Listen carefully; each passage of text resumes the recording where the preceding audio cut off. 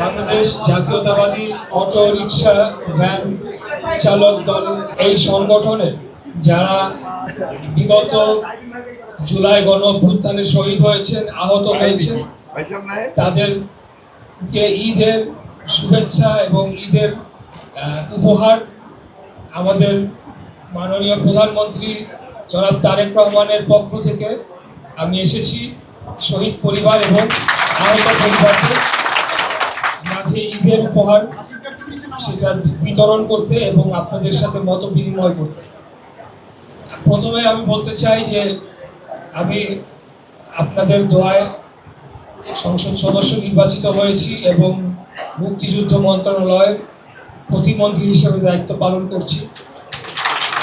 এই মুক্তিযুদ্ধ মন্ত্রণালয়ের অধীনে জুলাই অভ্যুত্থান অধিদপ্তর নামে একটি অধিদপ্তর করা হয়েছে। জুলাই গণ অভ্যুত্থান অধিদপ্তর রয়েছে, যে অধিদপ্তরের অধীনে বিগত আন্দোলনে যারা শহীদ হয়েছেন তাদের গ্যাজেটভুক্ত করা, তাদের পরিবারদেরকে ক্ষতিপূরণ দেওয়া এবং ভাতা প্রদান করা, যারা আহত হয়েছেন, যারা চিকিৎসা প্রয়োজন তাদের চিকিৎসার ব্যবস্থা করা ইত্যাদি কাজগুলা এই মন্ত্রণালয়ের অধীনেই, আমার অফিসের অধীনেই হয়ে থাকে। তাই আমি শুরুতেই বলেছি যে কেউ যদি এখনো গ্যাজেটভুক্ত না হয়ে থাকে বা শহীদ হয়েছেন এরকম যদি তথ্য আপনাদের কাছে থেকে থাকে, আপনারা দ্রুত তাদেরকে যোগাযোগ করতে বলবেন। স্থানীয় ডিসি মাধ্যমে যোগাযোগ করলেও হবে, অথবা আপনাদের সংগঠনের মাধ্যমে যদি আমাদের মন্ত্রণালয়ের কাছে এই তথ্য আসে আমরা তখন সেই ডিসির কাছে রেফার করে দেব এবং তাদেরকে যাচাই বাছাই প্রক্রিয়ার মাধ্যমে গ্যাজেটভুক্ত করার উদ্যোগ আমরা গ্রহণ করব ইনশাআল্লাহ। RICL TMX, যুগের পর যুগ স্থাপনা থাকে মজবুত। আমরা দীর্ঘদিন যাবৎ আন্দোলন সংগ্রাম লড়াই করে গিয়েছি, আমরা যেন আমাদের এই আদর্শ থেকে বিচ্যুত না হই।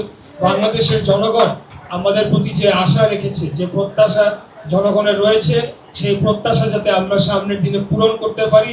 বাংলাদেশের ধনী এবং গরিবের মাঝে পার্থক্য কমিয়ে আমরা যাতে দারিদ্র্যের হার কমিয়ে আনতে পারি এবং দারিদ্র শূন্য আমরা বাংলাদেশ যাতে আগামী দিনে করতে পারি, সেটার জন্য আমরা এখনই একটা ভিত্তি রচনা করতে চাই, যাতে আগামী দিনে আমাদের দেশে দারিদ্র সীমার নিচে কেউ বসবাস না করে, কোনো পরিবার বসবাস না করে, কাউকে যাতে অনাহারে কাউকে যাতে না থাকতে হয়, কারোর যাতে চিকিৎসার প্রয়োজন কিন্তু অর্থের অভাবে চিকিৎসা করাতে পারছি না সেরকম বাংলাদেশ যাতে আমাদের না থাকে, কারো যাতে বাসস্থানের না থাকার ফলে রাস্তাঘাটে তাদেরকে ঘুমিয়ে না থাকতে হয়, এরকম একটা বাংলাদেশ আমরা আগামী দিনে গড়ে তুলতে চাই।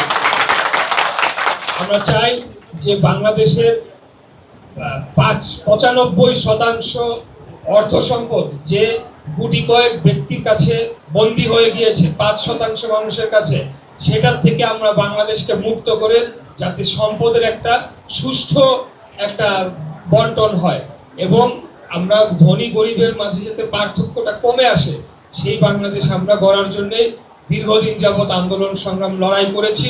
আমাদের এই আন্দোলন সংগ্রাম এবং আমাদের রাজনৈতিক সংগ্রাম সেটা চলমান থাকবে ইনশাআল্লাহ।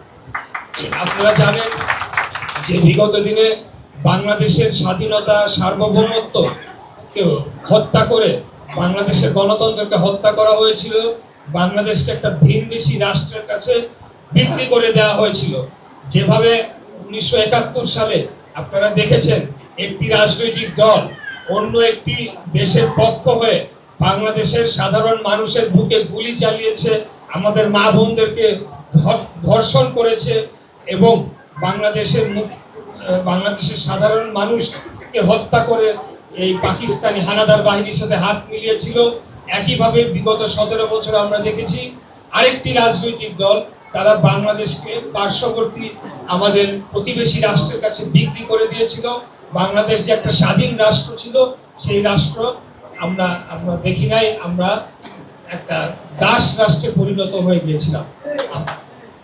তো যাই হোক, বিগত 17 বছরের আন্দোলন সংগ্রামের পর আজকে এখানে শহীদ পরিবাররা উপস্থিত আছেন, আহতরা উপস্থিত আছেন। আপনাদের পরিবার যারা শহীদ হয়েছেন তাদের রক্তের উপরে দাঁড়িয়ে বাংলাদেশ আজকে গণতন্ত্র প্রতিষ্ঠা পেয়েছে। আমরা মন্ত্রী এমপি হতে পেরেছি, সেটার জন্য আমি আপনাদেরকে শুধু কৃতজ্ঞতা জানাইলে হবে না, আমি দোয়া করি যাতে যারা শহীদ হয়েছে, যে কারণে তারা আন্দোলন সংগ্রামে রাজপথে নেমে এসেছিলেন, যে কারণে তারা শহীদ হয়েছেন, সেটা যাতে আমরা প্রতিদানটা দিতে পারি, বাংলাদেশকে একটা গণতান্ত্রিক, স্বাধীন, সার্বভৌম এবং দারিদ্র মুক্ত বাংলাদেশ হিসেবে আমরা গড়ে তুলতে পারি, সেটা মহান আল্লাহ তাআলার কাছে দোয়া করি।